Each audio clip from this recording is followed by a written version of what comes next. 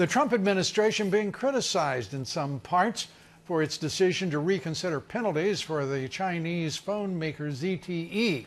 The United States placed tough sanctions against ZTE because it did business for some time, defying U.S. sanctions against both Iran and North Korea. ZTE has also been banned from selling its phones on U.S. military bases because they represent, in the judgment of cybersecurity experts, security threats and are removed from U.S. bases for sale. Joining us tonight is retired four-star General Jack Keane, former Army Vice Chief of Staff, Fox Business Senior Strategic Analyst. General, good to have you with us. Good to be here, Lou. Let's start with the complications of North Korea, China, the United States, Iran, all coming together around one entity called ZTE, one of the largest phone companies, phone makers in China.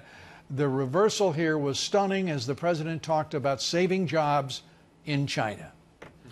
Yeah, it certainly was stunning. That's a good word to say there.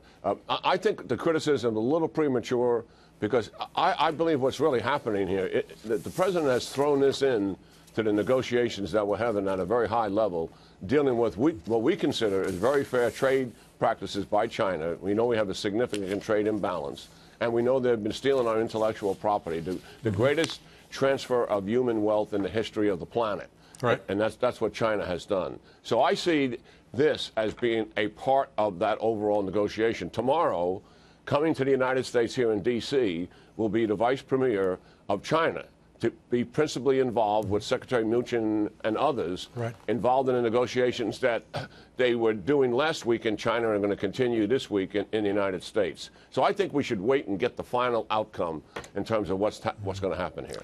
You know, as one of those who has been covering this for some time, General, and I know that you and I both follow these events very carefully, I've been waiting for an outcome for some time. With the election of Donald J. Trump, I thought the wait was over. This is a deeply disturbing reversal and a quick one in the relationship between Xi and the president, and particularly when there's a national security threat and an absolute defiance and utter breach of our sanctions with two terrorist sponsoring states, Iran and North Korea.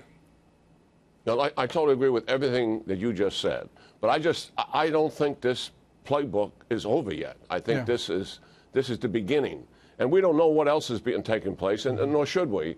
You know, what Mnuchin and the Vice Premier are going to talk to this week, that'll be confidential. But at the end of it, when these negotiations are finished, we're going to see if the president was able to achieve his objective or not, and what he had to do to get us there.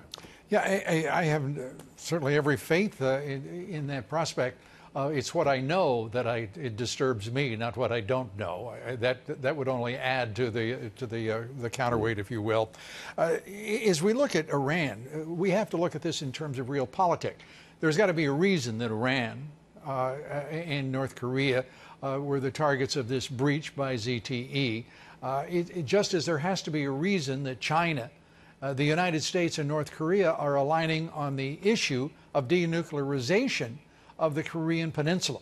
There are some who think that is a propitious moment, has created a propitious moment.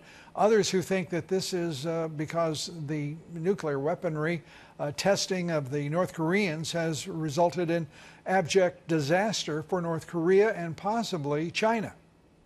Yeah, well, there's no doubt that North Korea and Iran are kissing cousins for sure. Everything that North Korea has done in the nuclear business, from nuclear testing to ballistic missile testing, the Iranians have been present. And that's one of the reasons why we want to denuclearize North Korea, not just because they're pointing weapons at the United States, because we know for a fact that they will proliferate those weapons to the Iranians, to radical Islamists, whomever. And that is a major, major issue for us. As to China's role here in North Korea, and I just came back from the Far East, Japan, last week, and I'll tell you, their foreign ministry does believe that a potential breakthrough is coming on North Korea and denuclearizing the peninsula. And they attribute that, Lou, to one word only: Trump. Right. And they believe that the only reason we're having this is because of the president's hard line with the North Koreans and also with the Chinese, and obviously all the sanctions that were imposed and the very real threat of military action. And I also think that pulling out of the Iranian nuclear deal, not permitting them to have a nuclear weapon, which that deal would do, is so consistent with what the president is doing in North Korea. They're either going to give us their nuclear weapons or we're going to take them from them, one or the other. That's where we're coming down to. And with North Korea, we know that their testing site has been absolutely decimated. We don't even know the degree of the damage. It may be ongoing. Let's hope it is not. But there is every room for inference here that North Korean nuclear site, testing site, has imploded, that it is also going to require extraordinary sums of capital and technology, which frankly only the United States and perhaps Russia possess, to be employed to deal with that disaster. Your thoughts on what role it might have played in aligning the interests of China, North Korea, and the United States?